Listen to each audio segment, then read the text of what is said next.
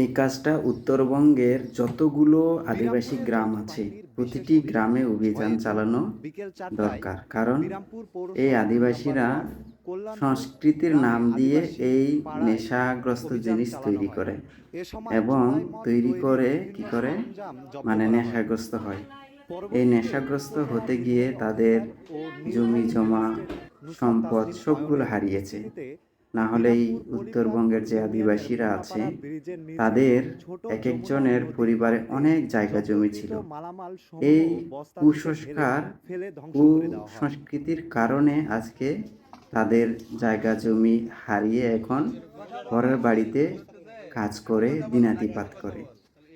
এই বাপদাদারা এভাবে করে সংস্কৃতির নাম দিয়ে এই জায়গা জমি নষ্ট করেছে।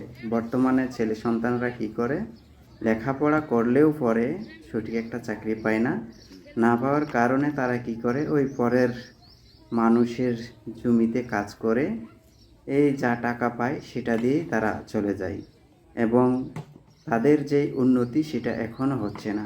সারাদিন কাজ করে আর এই সংস্কৃতির নাম দিয়ে তারা সন্ধ্যার সময় এসে কি করে, এই নেশাগ্রস্ত হয়, নেশা তৈরি করে এবং নেশাগ্রস্ত হয়ে মানে এই যেই টাকা জমাবে সেটাও তাদের হয় না। সুতরাং এই যে যারা সেনাবাহিনী সহ সেখানকার যারা এই উচ্চ পদস্থ কর্মচারীরা যারা এই মহড়া শুরু করেছেন, উত্তরবঙ্গের যতগুলো গ্রাম আছে, দিনাজপুর বলুন, রংপুর বলুন বা বগুড়া, নওগাঁ, জয়পুরহাট, যেখানেই হোক না কেন এই আদিবাসী গ্রামে প্রতিটি গ্রামে এভাবে অভিযান চালানো উচিত এবং এগুলো মানে নষ্ট করা উচিত এবং ধ্বংস করে দেওয়া উচিত।